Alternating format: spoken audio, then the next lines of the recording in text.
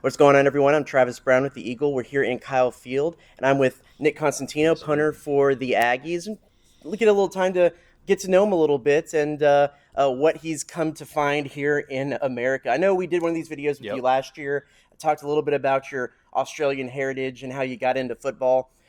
Now I want to know, since you've had a couple of years here so far, what would you say is the most American or Texas thing about you now?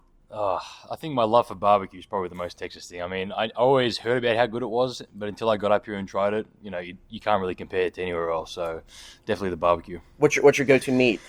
Brisket. Brisket, 100%. But I'll do turkey, all the stuff, all the above. But brisket definitely is my favorite. Do you have any go-to spots or favorite spots? In College Station, I think Cooper's is my favorite. Barbecue place at Rudy's is amazing too, and then so those are my two favorite, I'd say. But Cooper's brisket is my all-time in this town. Yeah, have you done? I know they have like the Texas Monthly, like you go across the state, and is that something that you've done or you want to do? Is on your bucket list? Yeah, it's definitely on the bucket list. I haven't done it yet, but definitely later in time, I do want to do that and explore what's out there because I've heard, especially like places like Austin and all that, there's amazing barbecue out there. So definitely something I want to get down to. And then what's the go-to side? What do you have to have the side with it? I'd say the cream corn, which is something I've never had before until I got here, which is amazing, and mac and cheese. Yeah. So what would is there something about being in Texas in America that's surprised you that you've attached to, or maybe even something that you're like, yeah, this is still really weird?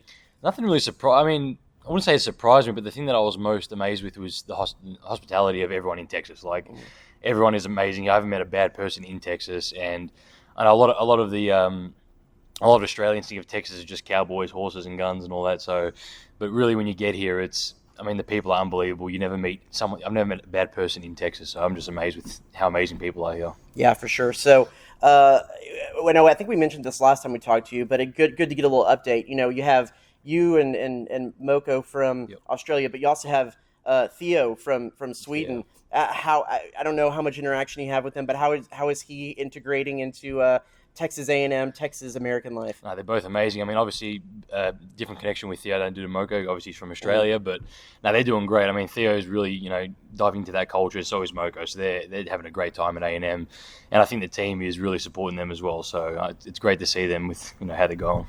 So we talked a lot again last year about you being a punter. The other role that you have on the team is being the holder for the field goal team.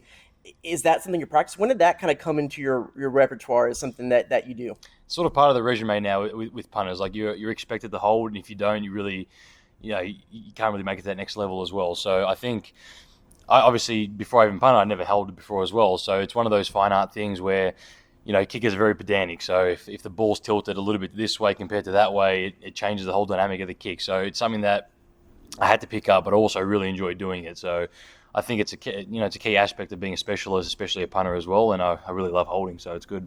What does the practice look like for holding? Because I think it's pretty easy to wrap your mind around, get the ball, punt the ball, whatever. But it's a real tricky skill set. No, it is. It's very technical. So like everything you do has to be sort of perfect. You have the certain spot on the ground where the kick is looking at. So when you catch that ball, the expectation is that you hit that spot all the time.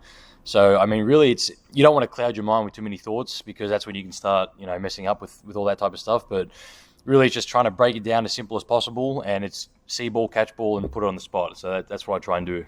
And so was this one of the things that you learned in Australia before you came up here, or is this something that you learned once you got to A&M? I learned about it in Australia, but I wasn't really good at it until I got to A&M and really practiced it. So obviously I had Braden Mann that 2019 year who he was holding, so I sort of got to look at him and look at different techniques and then work on my crafts. And by the time 2020 came, it was all good.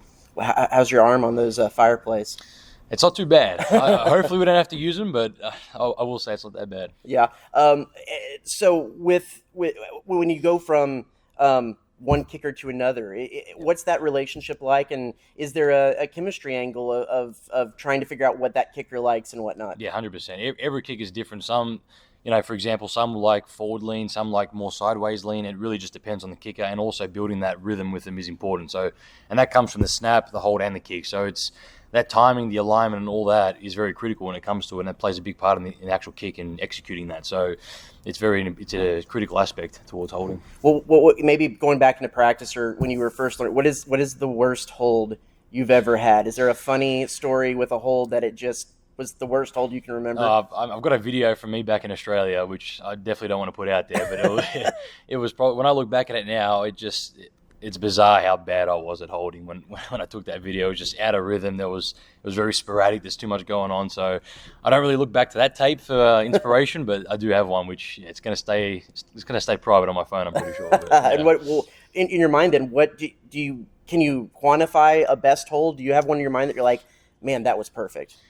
I wouldn't. I mean, there's definitely different moments in games where you know you had a good hold. But if I had to put a label on it, I'd say the Alabama game-winning kick. It's just the best hole because that was the game winner, and Seth nailed that kick as well. So I think that's probably the best one.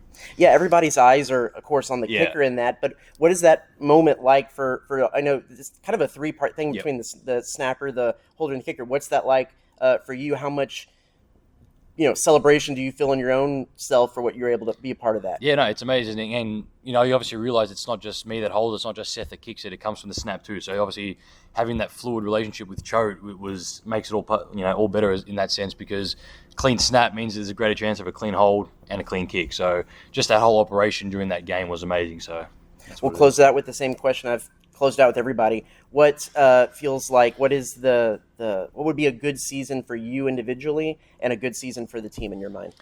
I mean, they both sort of go hand in hand in my mind. Like, a good season for me will ultimately mean team success. So whatever I need to do and whatever I can do in order to help our team win, that's going to be, obviously you have those individual goals like the Rago Award and all that type of stuff. But at the end of the day, you can get those awards but not get the team success, and you don't get that same outlook in the year. So for me, ultimately, if we need certain punts, certain kicks against different teams, that's what I'm willing to do to get that success. So I'm not really worried about individual goals too much. They'll come if we handle our business as a team. Perfect. That's Nik Constantinou, Texas A&M punter and holder and barbecue extraordinaire. Be sure to check theeagle.com for more content leading up into the ULM game this weekend.